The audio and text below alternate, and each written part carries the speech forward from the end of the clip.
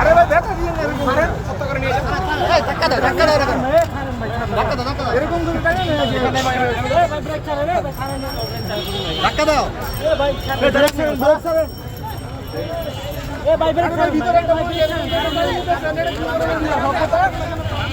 পাকিস্তান না পশ্চিম পাকিস্তান এই পটি ভাই তো পটি এরকম করে একটা মুভি করে নিয়ে যেতে সামনে পুলিশের উপরে বসতে আসছেন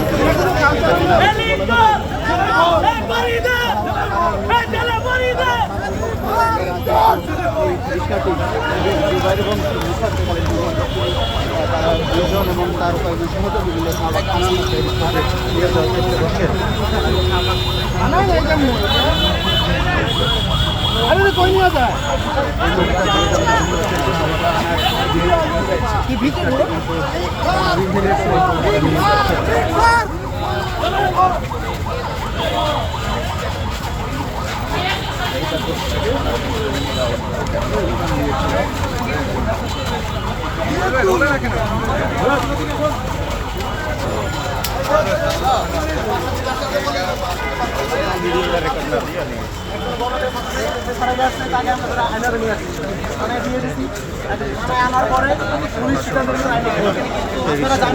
এখানে যাকে ছাড়ানো এসেছে যে ছেলেটা সে কিন্তু দাবি শিক্ষার্থী বলে শুধু পরিচয় করা হয়েছে, সে দাবি শিক্ষার্থী না, সে দাবিতে ড্রপ আউট দিয়েছে এবং সে একজন ছাত্র সন্ত্রাসী যে আমাদের জুলাইয়ে আমাদের শিক্ষিতরা হামলা করেছিল। আমাদের সন্ত্রাসীকে জাস্ট 7 মাসের বাসন বাজানোর অপরাধে বলে ফ্রেমিং করে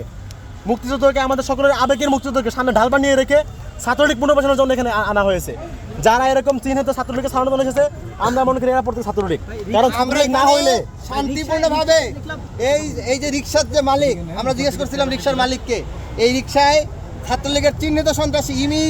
এবং সালেহীন যারা ছাত্রলীগ এবং আওয়ামী লীগের এজেন্ডা বাস্তবায়ন করছে বছরের পর বছর ধরে,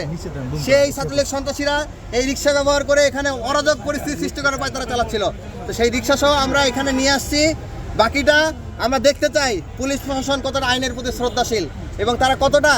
লীগ এবং সন্ত্রাসীদের দমন করার ক্ষেত্রে তারা সহনশীল এবং শ্রদ্ধাশীল, আমরা সেটি দেখতে চাই। আমরা আশা রাখবো পুলিশ প্রশাসন আইনের প্রতি শ্রদ্ধাশীল থেকে এই লীগ সন্ত্রাসীদেরকে গ্রেপ্তার করবে এবং বিচারের মুখোমুখি করবে। আমরা দৃঢ়ভাবে বলতে চাই বাংলাদেশে জুলাই গণহত্যাকারী সন্ত্রাসীদের আর কোনো চিহ্ন ঢাকা বিশ্ববিদ্যালয়তে বটে বাংলাদেশে হতে দেওয়া হবে না। এখানে যারা এসেছে তারা প্রত্যেকেই লীগের ফান্ডেড এবং লীগের সাথে লিয়াজু করে এখানে এসেছে। আপনারা জানেন যাকে গ্রেপ্তার করা হয়েছে সে চিহ্নিত ছাত্রলীগের সন্ত্রাসী নয় শুধু, বরং সে ড্রপ আউট খাওয়া এবং কি জুলাই গণহত্যায় 15 জুলাই যে শিক্ষার্থীদের উপর নৃশংস হামলা চালানো হয়েছে সেই হামলায় সামনে থেকে নেতৃত্ব দিয়েছে।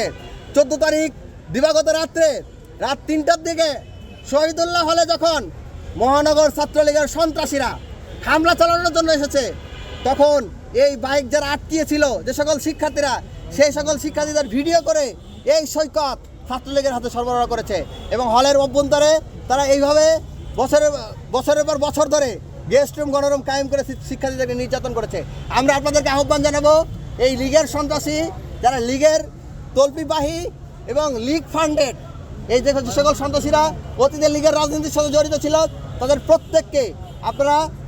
অনুসন্ধানী সাংবাদিক যারা আছেন তারা খতিয়ে দেখুন, খতিয়ে দেখলে দেখতে পাবেন প্রত্যেকের সাথে লীগের সরাসরি যোগাযোগ আছে। এখানে যে সৈকতকে গ্রেপ্তার করা হয়েছে সেই সৈকতের ফোন চেক করলে দেখা যাবে সে লীগের এজেন্ডা বাস্তবায়ন করার জন্য সাদ্দাম সৈকত ইরানের নির্দেশে এবং একসাথে লিয়াজু করে সে পরিকল্পিত ঘোষণা দিয়ে যে ধরনের একটা বিশৃঙ্খলা সৃষ্টি করবে পায়তারা করবে সেই চেষ্টা করে তারা এখানে এটা শুরু করছে। তো আমরা পুলিশ প্রশাসনের কাছে আহ্বান জানাবো যে আপনারা একে বিচারের মুখোমুখি করেন এবং বিচার এদেরকে আপনারা যে বলেছেন আপনারা যে বলছিলেন যে এখানে থেকে কেন নিয়ে আসছে, আমাদের কথা হচ্ছে আমরা একজন সচেতন নাগরিকের জায়গা থেকে একজন গণহত্যাকারী ছাত্রলীগের ছাড়াতে আসা থানাতে মব সৃষ্টিকারী সন্ত্রাসী যারা হচ্ছে আওয়ামী লীগের ফান্ড পেয়ে অরাজক পরিস্থিতি সৃষ্টি করার জন্য এখানে এসেছে, তাদেরকে ধরে আমরা আইনের আওতায় নিয়ে এসেছি, থানায় নিয়ে এসেছি। এখন থানায় আনার পরে দেখো নাই থানায় আপনি কি সাংবাদিক? 7 মাসের বাসন না, 7 মাসের বাসন না, 7 মাসের বাসন না, 7 মাসের বাসন না, 7 মাসের বাসন সামনে রেখে ঢাল বানিয়ে রেখে 7 মাসের বাসন ঢাল বানিয়ে রেখে অনেক কিভাবে ছিল এই মাসের বাসন প্রথম আলো নিয়ে রেখে হ্যাঁ সে প্রথম আলো সাংবাদিক ছিল সে প্রথম আলো সাংবাদিক আচ্ছা এতদিন সে কিভাবে ছিল ওকে ওকে সে সাংবাদিক শুনুন ভাই এই ভাই আপনি শুনুন আপনি শুনুন ওকে ওকে এই পেছনে এই মোবাইলটা কার এই 7 মাসের বাসনটা মূল বিষয় না 7 মাসের বাসন সামনে ঢাল বানিয়ে রেখে মুক্তিযোদ্ধার বয়ানকে ঢাল বানিয়ে রেখে আওয়ামী লীগ পুনর্বাসন করা হচ্ছে।